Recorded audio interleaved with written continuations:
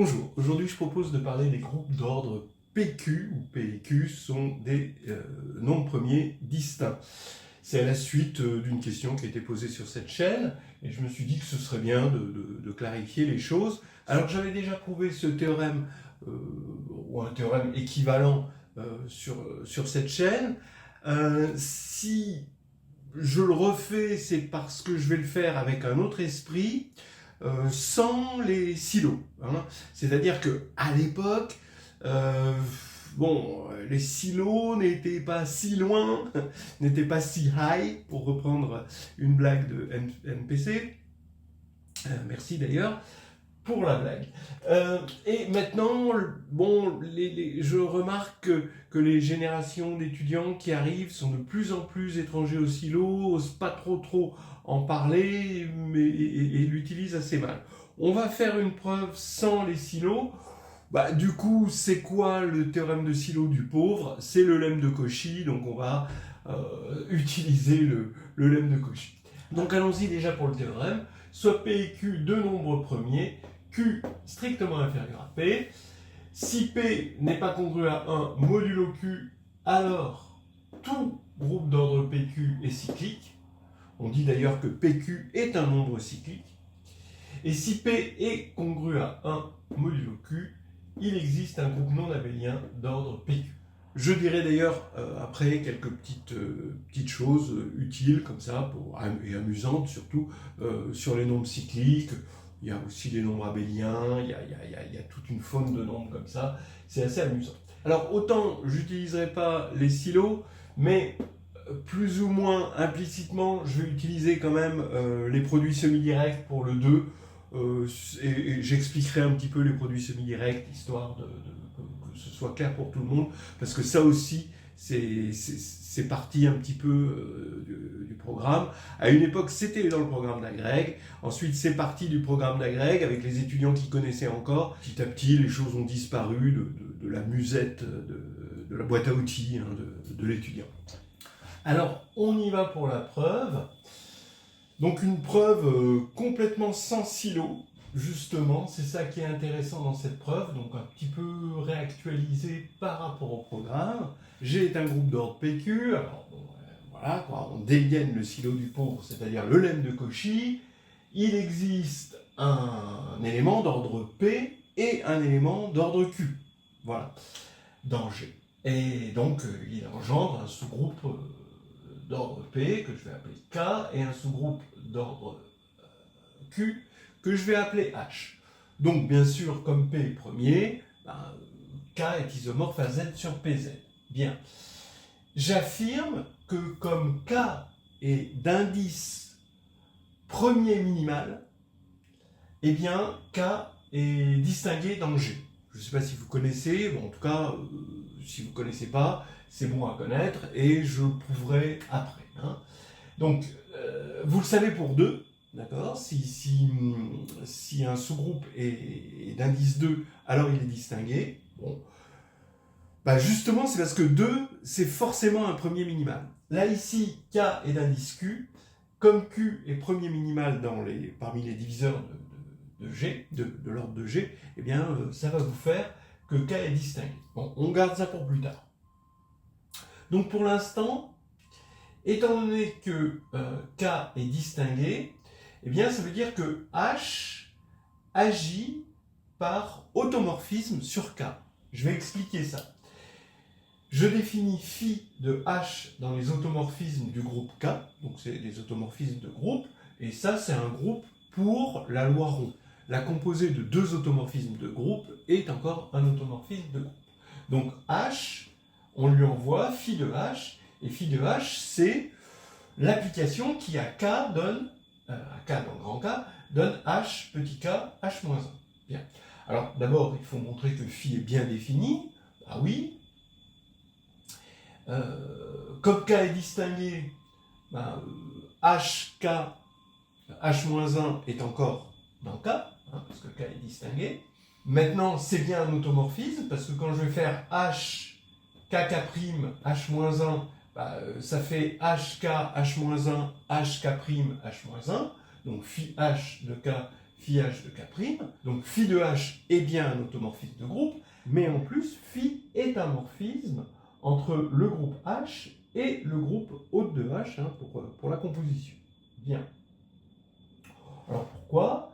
Il faut montrer que phi de h, h' est égal à phi de h rond phi de h', c'est-à-dire il faut montrer que h, h', k, h, h' moins 1 est égal à h, h', k, h' moins 1, h moins 1.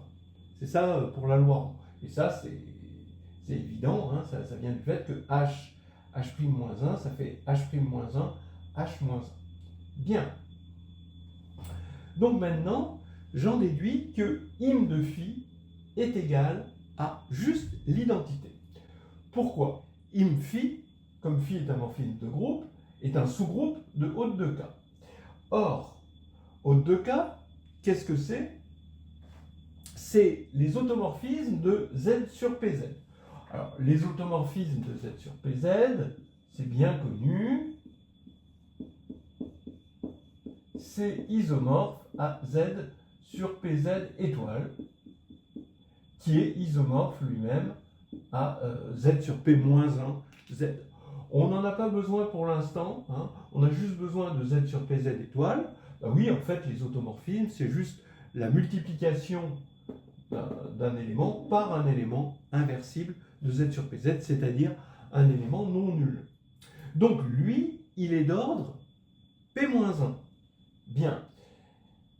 Voilà. Et im-phi est un sous-groupe d'un groupe d'ordre P-1. Ça veut dire que le cardinal de im-phi, par Lagrange, divise P-1. Mais de plus, im-phi, il est isomorphe à H quotienté par le noyau de phi. Ça, bon, c'est l'isomorphisme canonique. Donc, ça fait que le cardinal de im-phi va diviser aussi le cardinal de H, qui est égal à Q. Donc, ça veut dire que le cardinal de im-phi, comme ça divise à la fois Q et P-1, eh bien, ça divise le PGCD des deux. Mais comme Q est premier, ce PGCD, ça va être soit 1, soit Q. Mais si c'était Q, ça voudrait dire que Q diviserait P-1, ce qui est contraire à l'hypothèse ici. Donc c'est 1. Donc cardinal de im-phi divise 1. Bien, donc ça veut dire que im-phi, il y a un seul élément dans im-phi, c'est forcément l'élément neutre, l'identité de K. On en déduit que H, K, H-1, c'est l'identité de K appliquée à petit k, donc c'est K. Ça veut dire que les éléments de H commutent aux éléments de K, hein, puisque ça veut dire que HK égale KH. Voilà. Alors, bien sûr, G est engendré par H et K, hein.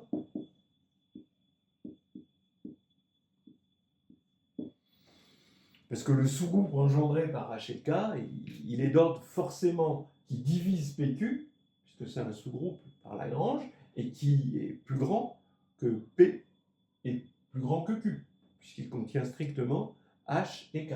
Donc forcément, son cardinal, c'est PQ, donc le sous-groupe engendré par H et K, c'est forcément G. Bien, donc, qu'est-ce qu'on a démontré? On a démontré que G était engendré par deux sous-groupes commutatifs qui, en plus, commutent entre eux. Bon, ça veut dire que G est abélien. Alors là, maintenant, on a le théorème de structure des groupes abéliens fini. Comme G est abélien dans PQ, eh bien, il est cyclique. Alors, on peut se passer aussi du théorème de structure en disant que comme H est isomorphe à Z sur QZ et K à Z sur PZ, et qui commutent entre eux, alors on a un produit direct, Z sur PZ croix Z sur QZ, et par le lemme chinois, c'est Z sur PQZ. Voilà. Bon, sinon, quand même, le théorème de structure, il doit être bien connu. Là, maintenant, je termine ici le 1 avec la preuve que K est distingué dans G. Alors ça, c'est quelque chose qu'il faut bien connaître, c'est que G agit, donc K est un sous-groupe d'indice Q, et Q est minimal, hein, c'est ça. Hein.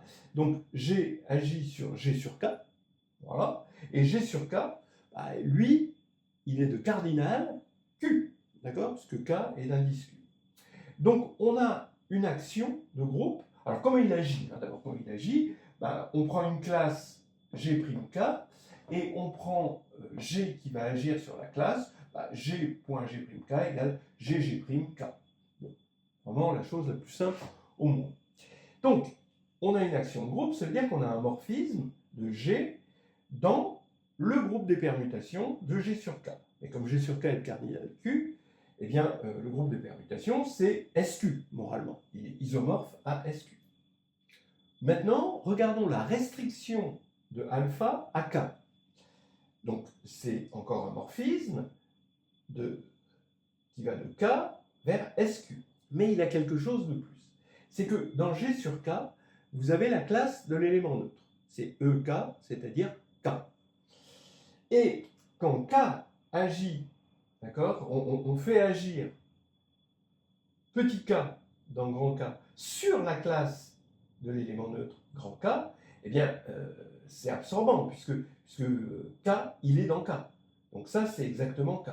Ça veut dire que K fixe la classe du neutre. D'accord? Alors, si il fixe la classe du neutre, K va aller dans le fixateur d'un élément dans SQ. Donc je regarde finalement, puisque je vais dans le stabilisateur de K, eh bien je peux regarder, comme il stabilise K, il stabilise son complémentaire. Et son complémentaire est d'ordre Q-1. Donc je regarde la restriction à son complémentaire, c'est-à-dire que maintenant, j'ai un nouveau morphisme, bêta, qui va de K dans SQ-1. Bien. Alors maintenant, regardez, K, il est d'ordre Q, et SQ-1, il est d'ordre factoriel Q-1. Mais le PGCD de Q et de factoriel Q-1, c'est 1. Donc, comme tout à l'heure, l'image ici de bêta, on va dire, c'est juste l'identité. Il est de cardinal 1.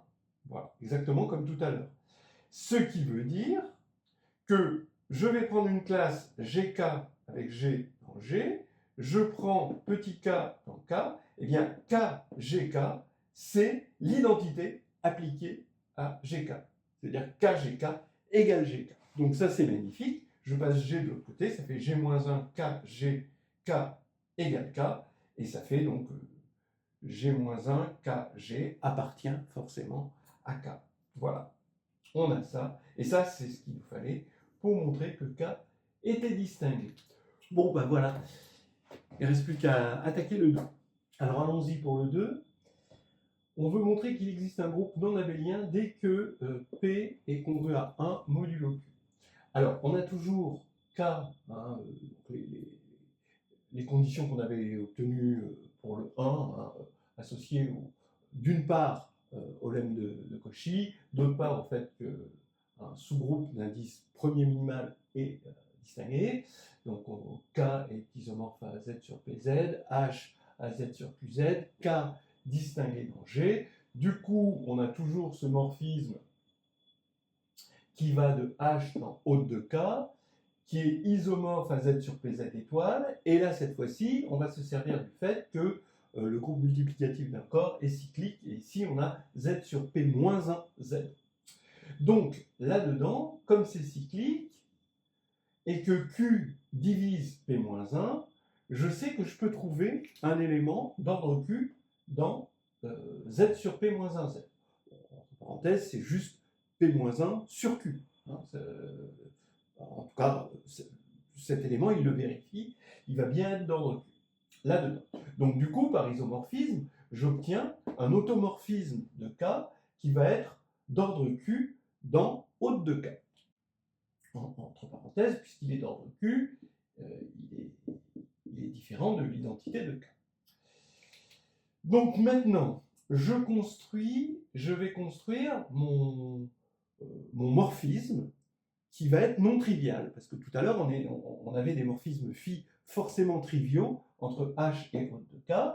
Ben oui, je pars de Z, je vais dans haute de K, qui a un entier petit a associé oméga puissance A, évidemment, on a un morphisme, il est annulé par le QZ est dans le noyau, puisque oméga est d'ordre Q, donc j'ai un passage au quotient.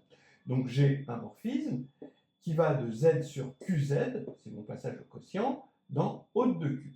Et Z sur QZ, c'est H. Donc, finalement, oméga est dans l'image de ce morphisme-là. On n'a pas changé l'image puisqu'on a fait juste du passage au quotient, ce qui va faire que oméga est encore dans l'image de phi. Donc, phi est non trivial, d'accord? Et voilà, quoi. En gros, il existe un petit h dans grand H, tel que phi de h égale oméga, ce qui prouve qu'il est non trivial. Maintenant, je vais construire mon groupe G non abélien grâce à phi. Alors ça, c'est des techniques qui s'appellent produit semi-direct, construction du produit semi-direct. Vous pouvez le trouver dans le chapitre 2 de Nouvelles histoires hédonistes de groupes et de géométrie. Je vais vous donner la construction et les preuves. Je vous laisse remplir ou aller regarder sur le livre. Vous pouvez le trouver dans d'autres livres aussi certainement, par exemple dans le Perrin, qui est une très bonne référence. Alors d'abord, G en tant qu'ensemble, c'est le produit cartésien K fois H. Maintenant, en tant que groupe, la multiplication, elle est définie par KH fois K'H'. Alors bien sûr, K, c'est dans K, et les HH', c'est dans H, évidemment. Eh bien, c'est égal à K fois phi de H. Donc phi de H, c'est un automorphisme de K appliqué à K', voilà, et HH'. HH', bon, c'est bien dans H. Phi de H appliqué à K', c'est bien dans K. Donc ça, c'est bien dans K. Donc ça, c'est bien défini. Alors, c'est bien un groupe. Donc on a une loi interne, évidemment. L'élément neutre, vous vérifiez que c'est l'élément EK-EH, d'accord? L'élément neutre de K et l'élément neutre de H. Alors, c'est assez marrant parce qu'il faut le faire à droite et à gauche. Et en fait, quand on regarde l'élément neutre à droite, ça n'utilise pas les mêmes propriétés que quand on regarde l'élément neutre à gauche. Dans un sens, ça va montrer que ça va utiliser le fait que phi de petit h, c'est un automorphisme de K, et dans un autre, ça va utiliser le fait que phi est un morphisme de groupe. C'est assez amusant de voir que cette dissymétrie entre élément neutre à droite et élément neutre à gauche, qui vient de la dissymétrie ici, de la construction de la multiplication. Bon, l'associativité est un peu pénible, mais bon, ça se fait, voilà, c'est toujours pareil avec l'associativité. Donc, je vous conseille de regarder, c'est complètement détaillé dans Nouvelles histoires hédonistes de groupes et de géométrie, chapitre 2. L'élément symétrique de KH, ce sera phi de H-1, donc où H-1 c'est le symétrique de H, appliqué à K-1. Voilà, et H-1 ici. Bon, il faut montrer que c'est non abélien.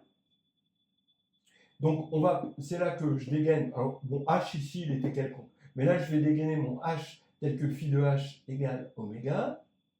Et je vais dégainer un K tel que oméga de K est différent de K.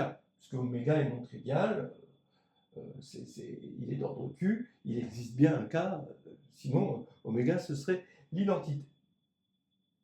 Et je vais calculer EH.KE et KE.EH. Montrer que c'est différent. Ben oui, dans le premier cas, je vais avoir E fois oméga de K, donc oméga de K, et là, je multiplie, j'ai H.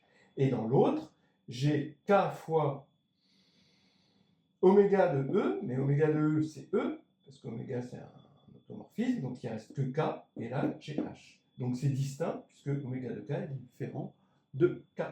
Voilà, donc c'est non abélien, et évidemment, par construction, G est d'ordre PQ. Donc on a un si et seulement si, et on a terminé notre théorème. Je veux finir avec la notion de nombre cyclique. On vient de montrer finalement que si P et Q sont deux nombres premiers avec Q strictement inférieur à P et P n'est pas congru à 1 modulo Q, alors le nombre PQ est cyclique. Cyclique, ça veut dire pour un nombre, ça veut dire que tout groupe d'ordre ce nombre est immédiatement un groupe cyclique. Ici, d'ordre PQ. Bien. Alors par exemple, 15 est cyclique, parce que c'est 3 fois 5, et que 5 n'est pas congru à 1 modulo 3. 33 est un nombre cyclique, puisque c'est 3 fois 11, et que 11 n'est pas congru à 1 modulo 3. 21 n'est pas un nombre cyclique, parce que c'est 3 fois 7, et que 7 est, lui, congru à 1, donc il va y avoir des groupes, des groupes non abéliens, hein, et donc, du coup, forcément non cycliques, hein, d'ordre 21. Maintenant, on veut connaître tous les nombres cycliques. Eh bien, c'est assez simple. Il suffit d'avoir P1 fois P2 fois Pn, d'accord? Voilà, donc vous prenez ce nombre, grand N égale P1 fois P2 jusqu'à P indice petit n, et vous voulez que, quel que soit I et J, avec I strictement inférieur à J, je vais l'écrire, ce sera plus simple. Voilà le prototype de nombre cyclique, quel que soit I inférieur à J, J, donc là c'est en nombre croissant, hein, n'est pas congru à 1 modulo PI. Et comme ça, vous construisez par récurrence des nombres cycliques. Et ce sont les seuls. Hein, donc les nombres cycliques sont les nombres de cette forme-là. Voilà. Il y a aussi les nombres abéliens. Vous remplacez cyclique par abélien dans la définition. Je vous laisse regarder tout ça. C'est vraiment un monde merveilleux qui mêle groupe et arithmétique.